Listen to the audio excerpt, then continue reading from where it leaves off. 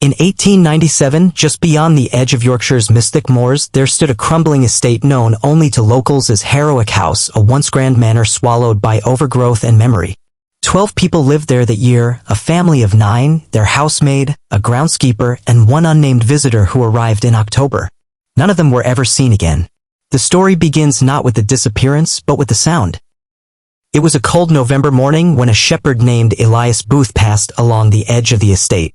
Harrowwick had always been considered a place of drafty sorrows, but something about that morning made his skin tighten. The ground beneath his boots felt soft, too soft, like he was walking over something that shouldn't be moved. The trees surrounding the manor were bare, clawing at the sky like they'd tried to escape the soil. And then he heard it. A bell. Faint, metallic, and distant. Coming from beneath the earth. Not church bells, no. Not even a warning bell. Just one single chime, then silence. He stopped. Waited. It rang again. Booth had passed Harrowwick for years. Never heard that sound before. And he would swear, until the day he died, that the third time it rang, the ground itself shuddered beneath him. He dropped his staff and ran. That same week, letters sent to the town magistrate from the Harrowwick estate stopped arriving. No milk was collected. No orders filled. No one was seen in the market.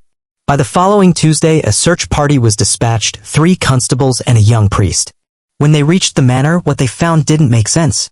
The front door stood wide open, swaying gently in the wind. Inside, the table was set for dinner, silver forks placed perfectly, a roast half-carved, wine stains fresh on linen. Still warm ash in the hearth. But not a single soul in sight. No blood. No broken glass. No sign of a struggle. And not a single trace of the 12 souls meant to be living there. Just the silence. And a smell they couldn't explain. Something like burnt wood and something older. Something that remembered being alive.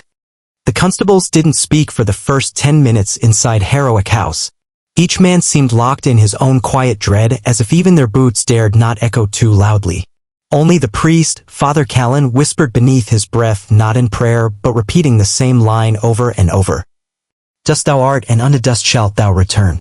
In the dining room, the place settings were untouched. Even the candles were still halfway melted, though cold now, as if snuffed only hours before. One constable, Bernard Clay, noticed a trail of something odd on the floor, not footprints, but a faint powder, like ash, only blacker. It led away from the table, through the hallway, and toward a narrow wooden door under the main staircase. Servant quarters? He muttered. No one answered. He opened the door. A staircase wound downward into the dark. It smelled of damp stone and decay, not rot, but oldness. That dense, throat-catching scent of stone that had once held breath and heat and hadn't in many years.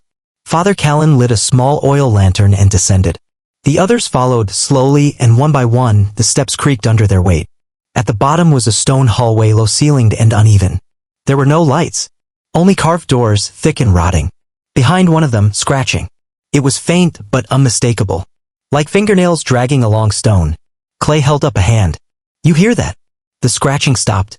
Then 3 knocks. Loud. Deliberate. From the inside. They froze. The youngest constable, Peter Mays, stepped forward and pressed his ear to the wood. Bang. He flew back, pale as salt. There's someone in there, he whispered. Someone who's been in there a long time. Clay reached for the handle, rusted but intact, and pulled. The door didn't open to a room. It opened to a tunnel. It stretched into darkness, earth-packed walls trembling faintly as if breathing. No sign of life, only that same trail of black ash. At that point, Father Callan turned to leave. But just as they began to retreat, the lantern flickered. The flame shifted violently to the left, not from wind, but like it was pulled. From the tunnel came a whisper, not in words. Not a voice exactly. Just the shape of sorrow. Then the lantern blew out. And from deep in the earth, the bell rang once more. Peter Mays refused to relight the lantern. Clay struck a match anyway, his hands shaking, and Father Callan took it with quiet resolve. The flame was low now, flickering like it feared its own light. We can't leave now, Clay whispered. Whatever happened to the Whitemore family, the answer's down there. Father Callan gave him a long look. Not all answers were meant to be found. Still, they pressed forward, one by one into the earth, the mouth of the tunnel yawning wider as if swallowing them whole. The trail of black ash thickened the deeper they walked, forming symbols almost writing on the tunnel walls. Crude, ancient, and illegible. But Father Callan froze when he saw one marking near a support beam and touched it. His breath caught. It's Enochian, he said. The language of the angels. Or demons, depending who you ask. After nearly 20 minutes, the narrow path gave way to a stone chamber.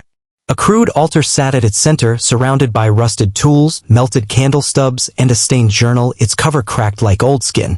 Clay picked it up and opened to the first page. December 4th, 1797. We've heard it again. Beneath the floorboards. The scratching.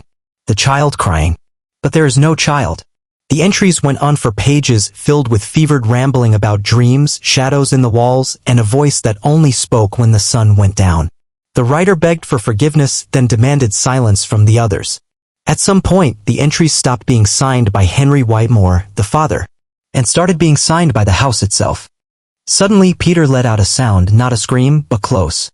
He stood by the far wall, staring at 12 small indentations in the stone floor, each shaped exactly like a person curled in the fetal position, like they'd been pressed into the stone by unimaginable force. Each indentation was numbered, and next to the 12th an empty space. Unmarked. Waiting. Then, from the direction they came, the lantern's light caught something, a flicker of movement back in the tunnel. Not footsteps. Not a person. A figure. Still. Watching. And its eyes reflected the flame. Peter stepped back instinctively, nearly knocking over the altar. Clay raised the lantern, but the flame dimmed unnaturally, shrinking as though it were being suffocated. The figure in the tunnel hadn't moved. But it was closer. Only its outline could be seen, long, narrow, not quite human. Its head tilted as if studying them, like a crow tilting toward carrion. Clay blinked, and it was gone. I didn't hear footsteps, he whispered. You wouldn't, Father Callan muttered. Not if it never had feet to begin with. Suddenly, a deep groaning sound echoed through the tunnel behind them. The air shifted colder now. Heavy. The kind of heavy that settles in your chest and makes your heart stutter. The journal Clay held began to heat in his hands. He dropped it with a hiss, and where it hit the floor, the pages opened on their own, flipping fast until stopping on a passage dated February 1798. Mother says it wants another. That the debt is not paid. She's buried something beneath the nursery, bones in a black sack. We are not alone anymore. It lives under us. And it is always hungry. They froze. There's a nursery in the house, Peter muttered. On the second floor. Father Callan stood slowly. This was never just superstition, he said. This family, they didn't vanish. They were fed to something. Willingly at first. Then, not. Peter swallowed. Fed to what? No one answered. Instead, the three men turned, gathered the journal, and began making their way back up the tunnel. But the way back felt different. Longer. The air tighter. Like the tunnel itself didn't want them to leave. And then they found the ladder, or what was left of it. The wood had rotted. The opening above was now covered in stone. No light. No way out. Only silence. And then whispering. From behind them. And below. The whispering grew louder. Not voices exactly, but suggestions of voices. Like wind moving through the mouths of the dead. Father Callan pressed his back against the stone wall, lantern flickering wildly in his hand. Peter gripped the journal to his chest like a shield, while Clay stood in silence, eyes fixed on the end of the tunnel. It's behind us, Clay murmured. No, said Peter. It's beneath us. The stone beneath their feet groaned. Dust rained down from the ceiling. Then silence. A heartbeat passed. Then another. And then, with a sound like tearing skin and cracking bone, the earth split. A hand burst through the tunnel floor. Not a human hand, too long, too thin, too wrong. Fingers like spider legs, skin stretched and rotted, nails yellow and split. It grasped blindly at the air, then vanished below just as quickly. Peter shouted and stepped back. The floor crumbled where he stood, nearly taking him with it. Clay grabbed him by the arm and yanked him back just in time. We need to get out, Father Callan hissed. Now. They backed away, deeper into the tunnel, the only direction left. That's when they saw it. A door. A single black wooden door, half-rotted and bound in rusted iron bands, stood at the end of the path, freestanding with no wall around it. Pulsed faintly, like it breathed. On its surface were carved symbols none of them could understand, but each felt instinctively afraid to look at too long. The journal fluttered again in Peter's hand, opening to the last page. The door was never meant to be opened. But Mother said it's the only way to end the hunger. The key is bone. If you open it, you must not look back. Father Callan reached into his coat and removed something wrapped in cloth, a fragment of carved human bone. "I brought this in case the stories were true," he said grimly. "I shouldn't have." And then the door clicked. Unlocked on its own.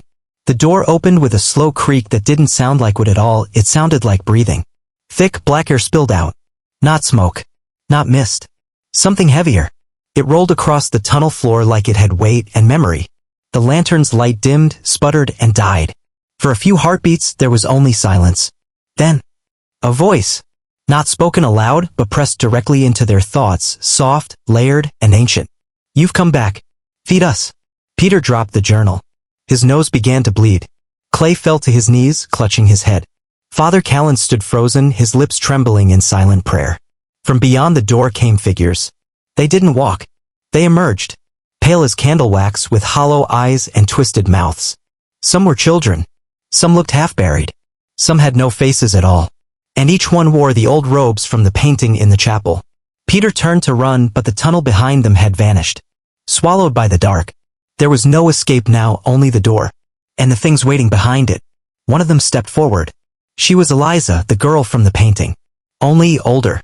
Dead. Still wearing her confirmation necklace. She looked right at Peter and whispered with lips that didn't move. The family never left. They just went deeper. Peter dropped to his knees. "What do you want?" he sobbed. She smiled. "You're the last of us." Suddenly everything began to collapse. The stone, the air, the memory of the place. Father Callan grabbed Clay and pushed Peter toward the light, a new light, behind them, growing fast. It was the surface. They ran. Somehow, impossibly, they broke through into the graveyard behind the chapel. Daylight burned their eyes. The earth sealed shut behind them, like it had never opened. The journal lay in Peter's hands, closed again. They were alive. But far below, in the hidden chapel no one remembered. The door was still open. Waiting.